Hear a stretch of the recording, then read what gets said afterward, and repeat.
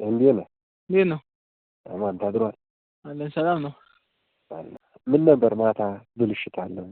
እናስተው መስጊድ ውስጥ መታዋቸው መስጊድ ውስጥ እት እግዚአብሔር የኛ ናቸው ጎጃሞች ናቸው። ለምንድን?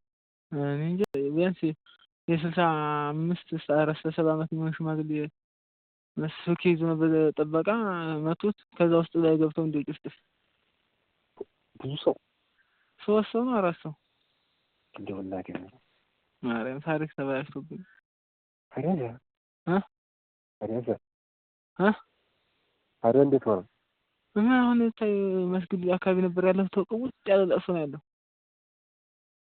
ምን አይነት ነው አንተ? በጣም እና ሲል ሊወልቆይ ሊወላለ